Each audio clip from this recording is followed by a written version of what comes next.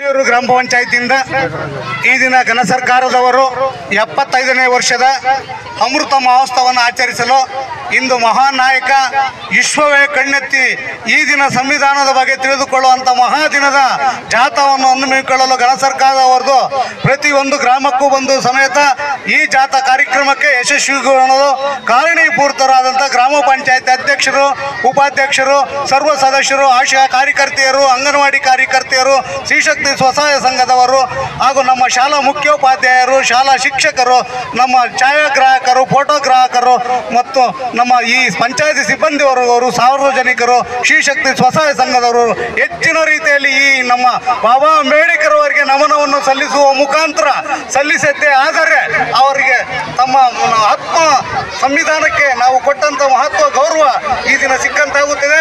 ಮಹಾನಾಯಕರಿಗೆ ಈ ನಮನವನ್ನು ಅರ್ಪಿಸಲು ಪ್ರತಿಯೊಬ್ಬರು ಕಾರಣೀಭೂತರಾಗಬೇಕಂತ ಹೇಳ್ತಾ ಪ್ರತಿಯೊಬ್ಬ ನಾಗರಿಕರು ಈ ಕಾರ್ಯಕ್ರಮದಲ್ಲಿ ಭಾಗವಹಿಸಿ ಈ ಮಹಾನಾಯಕನಿಗೆ ನಮನವನ್ನು ಸಲ್ಲಿಸೋಣ.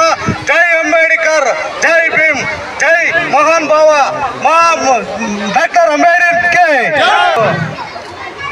ನಮಸ್ಕಾರ. ನಮ್ಮ ಯಲಿಯೂರು ಗ್ರಾಮ ಪಂಚಾಯತಿಗೆ ಇಂದು ಭಾರತ ಸಂವಿಧಾನದ ಜಾಗೃತಿಯನ್ನು ಮೂಡಿಸುವ ಸಲುವಾಗಿ ನಮ್ಮ ಯಲಿಯೂರು ಗ್ರಾಮ ಪಂಚಾಯತಿಗೆ ಸಂವಿಧಾನದ ರಥ ಬಂದಿದೆ.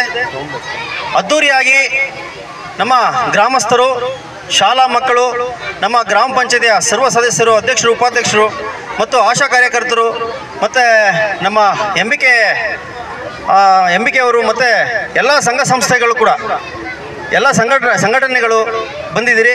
ಇವರಿಗೆಲ್ಲ ನಾನು ತುಂಬ ಹೃದಯದ ಸ್ವಾಗತವನ್ನು ಬಯಸ್ತಾ ನಮ್ಮ ಸಂವಿಧಾನದ ಆಶಯಗಳನ್ನ ನಾವು ಎತ್ತಿ ಹಿಡಿಬೇಕು. ಅದರಂತೆ ಸಂವಿಧಾನಕ್ಕೆ ಬದ್ಧರಾಗಿ ನಾವು ನಡ್ಕೋಬೇಕು. ನಮ್ಮ ಕಾನೂನು ಏನಿದೆ ಎಲ್ಲ ಸಂವಿಧಾನದ ಅಡಿಯಲ್ಲಿ ನಾವು ಕಾನೂನು ವ್ಯಾಪ್ತಿ ಬರುತ್ತೆ. ಆ ದೃಢಿಗೆ ನಾವೆಲ್ಲ ಕೆಲಸ ಮಾಡ್ತಾ ಇದ್ದೀವಿ. ಪ್ರತಿಯೊಬ್ಬರು ಅದೇ ಥರ ನಾವು ನಡ್ಕೋಬೇಕು. ಸಂವಿಧಾನದ ಬಗ್ಗೆ ಪ್ರತಿಯೊಬ್ಬ ಪ್ರಜೆಗಳಿಗೂ ಜ್ಞಾನವನ್ನು ಮೂಡಿಸಬೇಕು ಅನ್ನುವ ಸಲುವಾಗಿ ನಮ್ಮ ಈ ಒಂದು ಸಂವಿಧಾನದ ರಥ ಬಂದಿದೆ. ಈ ಸಂವಿಧಾನದ ಶಿಲ್ಪಿ ಡಾಕ್ಟರ್ BR ಅಂಬೇಡ್ಕರ್ ಅವರ ಒಂದು ಪರಿಶ್ರಮದಿಂದ ಇವತ್ತು ಸಂವಿಧಾನ ರೂಪಿತಗೊಂಡಿದ್ದು.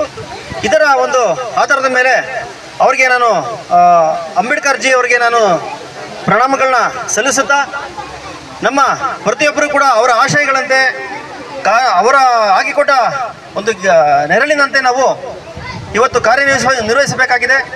ಅದರಂತೆ ಪ್ರತಿಯೊಬ್ಬರು ಕೂಡ ನಾವು ಸಂವಿಧಾನಕ್ಕೆ ತಲೆಬಾಗಿ ಅದಕ್ಕೆ ಗೌರವವನ್ನು ಸಲ್ಲಿಸ್ತಾ ಪ್ರತಿಯೊಬ್ಬರಿಗೂ ಕೂಡ ಇದರ ಮನವರಿಕೆ ಮಾಡ್ಕೋಬೇಕು ಅಂತಂದೇಳಿ ನನ್ನ 2 ಮಾತುಗಳನ್ನು ಮುಗಿಸ್ತಾ ಇದ್ದೀನಿ. ಅದಕ್ಕೆ ತಕ್ಕಂತೆ ಪ್ರತಿಯೊಬ್ಬರಿಗೆ ಎಲ್ಲ ಬಂದಂತಹ ಎಲ್ಲ ಪತ್ರಕರ್ತರಿಗೂ ಹಾಗೂ ನಮ್ಮ ಎಲ್ಲ ಸಾರ್ವಜನಿಕರಿಗೂ ಕೂಡ ನಾನು ತುಂಬ ಹೃದಯದ ಸ್ವಾಗತವನ್ನು ಬಯಸ್ತಾ ಇದ್ದೀನಿ.